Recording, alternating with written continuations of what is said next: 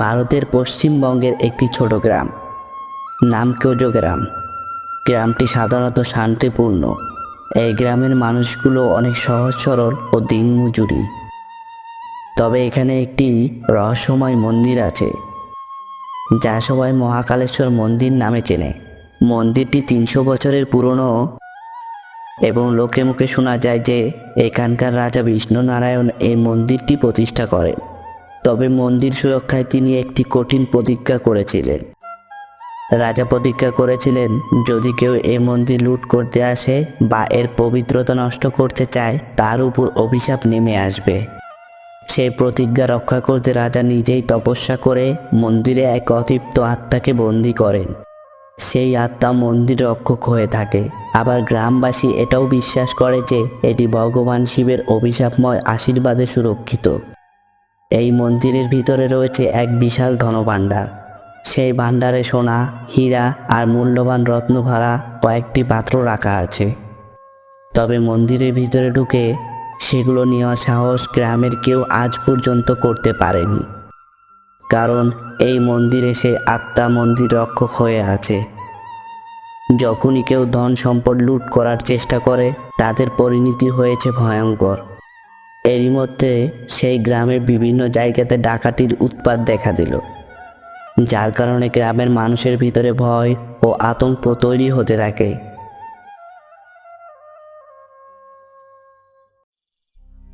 হঠাৎ একদিন গভীর রাতে বাঁশবাগানের মধ্য দিয়ে মৃদু বাতাস বয়ে যাচ্ছে। ঘন অন্ধকারে একটা ছোট কুঁড়ে ঘর। ঘরের ভিতরে আলো মিটমিট করছে। ভেতরে বসে আছে সেই 5 জন ডাকাত, যারা প্রতিনিয়ত কোজো গ্রামে ডাকাতি করত।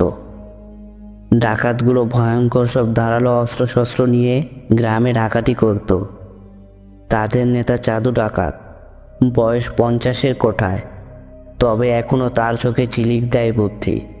চাঁদু ডাকাত পরিকল্পনা করলেন যে মন্দিরে ডাকাতি করবে। তাই চাঁদু ডাকাত তাদের দলের লোকজনকে বললেন, আজ আমি একটা সংবাদ পেয়েছি যে কেজো গ্রামে নাকি একটা মন্দির আছে। আমাদের পরের লক্ষ্য হলো মহাকালেশ্বর মন্দির। শুনেছি ওইখানে নাকি অমূল্য ধনভাণ্ডার, সোনা, হীরা আর মূল্যবান রত্ন ভরা কয়েকটি পাত্র রাখা আছে। আমরা যদি সেটা লুট করতে পারি, তাহলে রাজা মহারাজার মতো জীবন কাটাবো রে। কি বলেন ওস্তাদ? তাহলে তো আমরা রাজা মহারাজার মতোই জীবন কাটাতে পারবো। কিন্তু ওস্তাদ, কোনো কিন্তু নয়, এখন শোন তোরা। আমরা কাল রাতে মন্দিরে সোনা আর রত্ন লুট করব। ওই গ্রামের লোকগুলো আমাদের বাধা দেওয়ার সাহস করবে না, আর সাহস করলে তো আমাদের হাতিয়ার তো আছেই। কোনো মায়া দয়া করবি না। কেউ যদি বাধা দিতে চায়, তাদের শেষ করে ফেলবি। আমাদের দরকার শুধু ধনভাণ্ডার, সোনা, হীরা আর মূল্যবান রত্ন ভরা পাত্র। আর সেগুলো একবার হাতে পেলেই আমরা রাজা মহারাজার মতো জীবন কাটাবো রে। হি হি হি হি হা হা হা। তবে চাঁদুদা, আমিও কালকে কিছু কথা শুনেছি যে ওই মন্দিরের ভিতরে নাকি কিছু অভিশপ্ত জিনিস আছে। গ্রামের লোকজন বলে, মন্দিরে যারা জোর করে ঢুকে ডাকাতি করতে যায়, তাদের পরিণতি বলে ভালো হয় না। তুই কি ভূতের গল্প শুনে ভয় পেয়ে গেলি? অভিশাপ, ভূত এসব কিছুই না। ওইসব গ্রামের লোকদের বানানো গল্প। আমাদের শুধু মালপত্র নিয়ে পালানোর উপায় ঠিক করতে হবে। তোদের এসব বিষয় নিয়ে চিন্তা করার দরকার নেই। তোরা শুধু গ্রামের মানুষকে ভয়ে এবং আতঙ্কে রাখবি।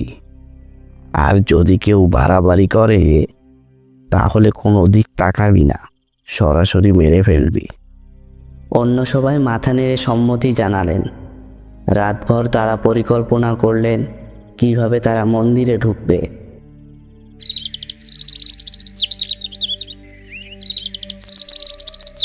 সেই মন্দিরে একজন পুরোহিত থাকতেন।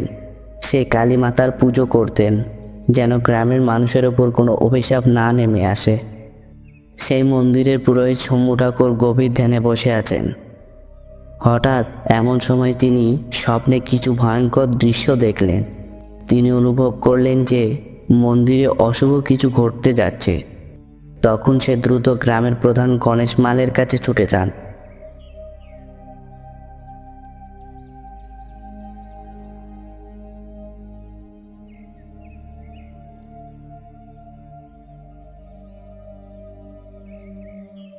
গণেশ, মন্দিরে বিপদ আসছে মনে হয়।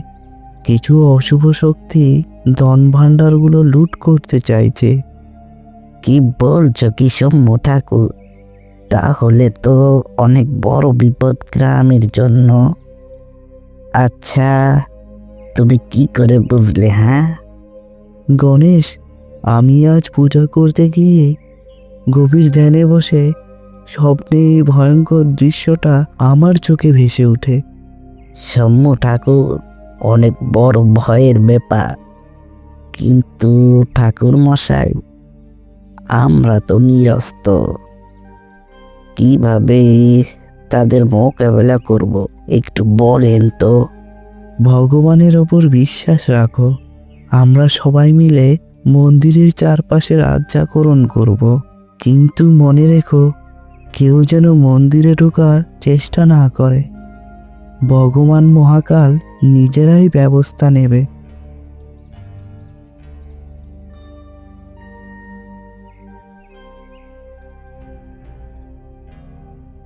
গ্রামের লোকজন মশাল লাঠি নিয়ে মন্দিরের চারপাশে প্রহরার ব্যবস্থা করলো।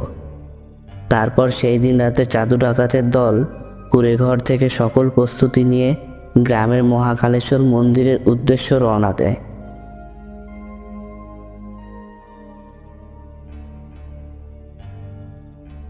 ডাকাত দলের সকলে গভীর রাতে মহাকালেশ্বর মন্দিরে এসে পৌঁছালো।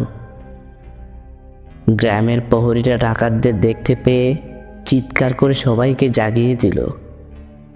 গ্রামবাসীরা পাল্টা প্রতিরোধের চেষ্টা করলো। তোমরা যা চাইছো সেটা ভুলে যাও, এই মন্দিরে হাত দেবে না।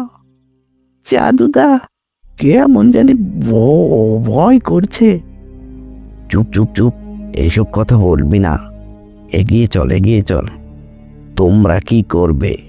আমাদের অস্ত্র আছে, সরে যাও, না হলে প্রাণ যাবে। ডাকাতদের হাতে অস্ত্র শস্ত্র দেখে গ্রামবাসী ভয় পেয়ে যায়। ডাকাতরা গ্রামবাসীদের সরিয়ে দিয়ে মন্দিরে ঢোকার চেষ্টা করলো। প্রহরীরা বাধা দিল, তারা টিকতে পারল না।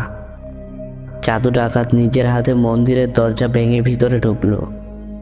মন্দিরের ফটকের কাছে পৌঁছানোর পর অদ্ভুত এক ঠান্ডা বাতাস তাদের ঘিরে ধরে। ডাকাতরা যখন মন্দিরের ভান্ডারের কাছে পৌঁছালো, তখন ভিতরে অদ্ভুত কিছু ঘটতে শুরু করলো। মন্দিরের প্রদীপগুলো নিচ থেকেই জ্বলে উঠল। ভেতরে একটা গম্ভীর কণ্ঠস্বর শোনা গেল। তোমরা যারা পবিত্র স্থান অপবিত্র করতে এসেছো, তোমাদের পরিণতি ভয়ঙ্কর হবে। ডাকাতরা ভীতু হয়ে পড়ল। হঠাৎ মন্দিরের মূর্তির চোখ থেকে আগুনের ঝলকানি বেরোতে শুরু করলো। পুরো মন্দির যেন কাঁপতে লাগলো। এমন সময় একজন চিৎকার করে বলে উঠল, দাদা, এইখান থেকে পালাও, এটা অভিশপ্ত মন্দির। কিন্তু চাঁদু ডাকাত তাদের থামিয়ে বললেন, কিছুই হবে না, এগিয়ে যাও। ডাকাতরা যখন ধনভাণ্ডারের দরজা খুলল, তখন তাদের সামনে এক বিশাল সাপ বেরিয়ে এলো। সেই সাপের চোখে লালচে আলোয় জ্বলজ্বল করছিল।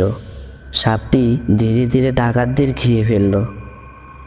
ডাকাতদের পায়ে যেন শক্তি থাকে না, তারা পালানোর চেষ্টা করে, কিন্তু ভিতর থেকে দরজা বন্ধ হয়ে গেল। এইসব অদ্ভুত ঘটনা দেখে চাঁদু, কালু ও তাদের দলের সব ভয়ে থরথর করে কাঁপতে শুরু করলো। কি দাদা, এ তো ভয়ঙ্কর ভৌতিক সাপ। চাঁদু চিৎকার করে বলে উঠল, কেউ কেউ আছো, দয়া করে আমাদের বাঁচাও, আমাদের বাঁচাও। আমরা ভুল করেছি, আমরা অভিশাপকে উপেক্ষা করেছিলাম। আমাদের ক্ষমা করে দাও। আমরা আর কখনো এমন কাজ করব না। বাঁচাও আমাদের, বাঁচাও। ভৌতিক সাপটি তাদের কোনো কথাই আর শোনে না। জাদু ও কালো ডাকাতের এই ডাক গ্রামের লোকজন শুনতে পেল না। কিছুক্ষণ পর গ্রামের মানুষ ডাকাতদের ভয়ঙ্কর আর্তনাদ ও চিৎকার শুনতে পেলেন।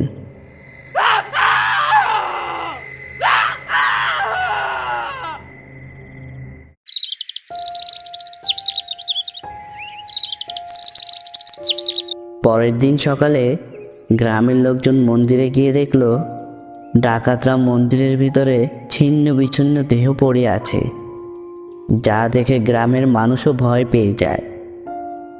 আমি বলেছিলাম ভগবান মহাকাল আমাদের রক্ষা করবেন। অভিশাপের কথা যারা অবহেলা করে তাদের পরিণতি এমনই হয়। ভগবান মহাকাল নিজেই তাদের শাস্তি দিয়েছেন। এটাই অভিশাপের ফল। তারপর গ্রামের সবাই মন্দিরে গিয়ে কালীমাতার নামে পূজা করেন আর মন্দিরকে রক্ষা করার দায়িত্ব নেয়, যেন আর কেউ এই মন্দিরের ভাণ্ডারে সোনা, হীরা আর মূল্যবান রত্ন ভরা কয়েকটি পাত্র ডাকাতি করতে না পারে।